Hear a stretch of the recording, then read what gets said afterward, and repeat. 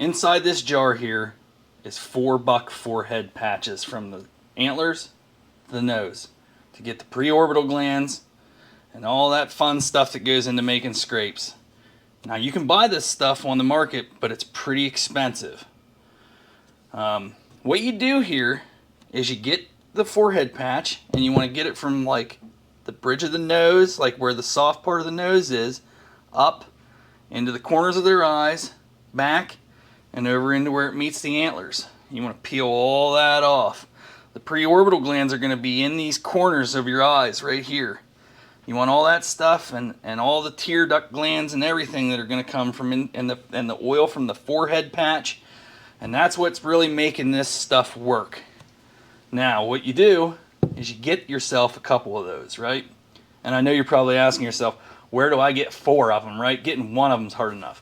You can do this with one, but if you have 4, you can make a bigger batch at one time. Now, there's a couple places you can get it, right? One, you can kill them yourself, which is easier said than done. 2, you can get a couple from buddies, if you can get them to flesh the face out and put it in their freezer and give it to you at the end of season. Or you might even be able to just go to the deer processor near you and say that you want to collect them from them. You can do this for all your glands. You can get your tarsal glands, you can get interdigital glands, out of the centers of the hooves. You can make any kind of scent that's gland based this way, but that's where you find the ability to get a bunch of it to make a bunch at one time, as you collect it from other people or yourself. Now, I'm just going to talk about the forehead gland today, but know that you can do this with tarsals. You can do it with interdigital glands. So what you do is you collect those gland patches, whichever ones you're going to do, and you get yourself a mason jar. Pack them in there as tight as you can. Then you fill it with vodka. I'm not saying go buy Stoli or something really good. Buy some cheap vodka and keep it around just for this purpose, right? Because, the deer aren't going to care if you made it with good alcohol. So once you fill it up and cap it off, then that sits for a while. If you look at this lid, it actually says 2018. So we put these in this jar in 2018. I'm not going to open it because I don't need to. I've got it in a bigger container. Let me show you how big the container is.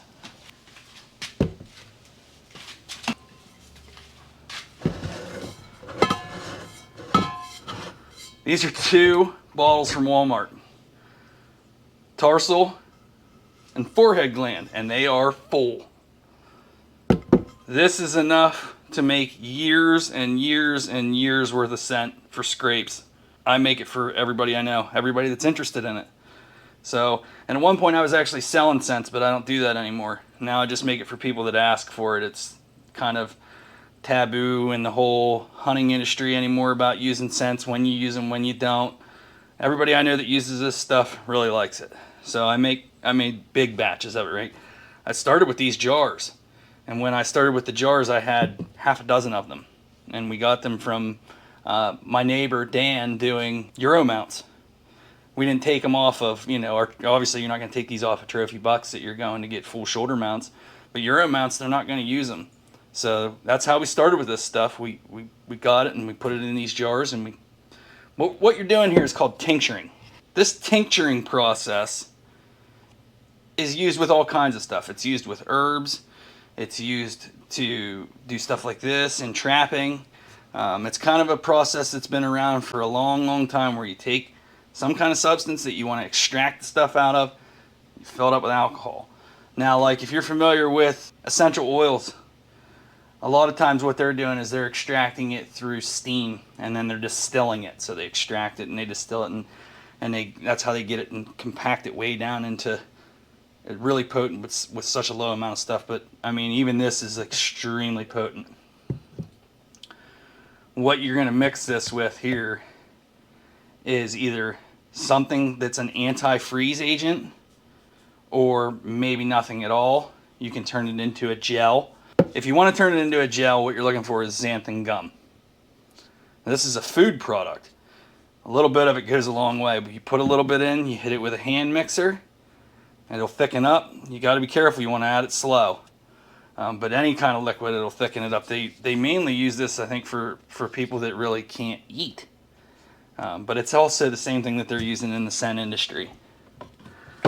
The other thing you can do after you get this and you're ready to put it in some kind of a bottle, whether it's a spray bottle or whatever, you can start adding other things to it. One of the popular things that are added in deer scents is Tonquin musk. Now, this stuff can be pretty expensive. I think this is like somewhere between $10 and $20 for this little bottle, but it's extremely powerful. One drop of this stuff is enough for an entire big bottle of scent.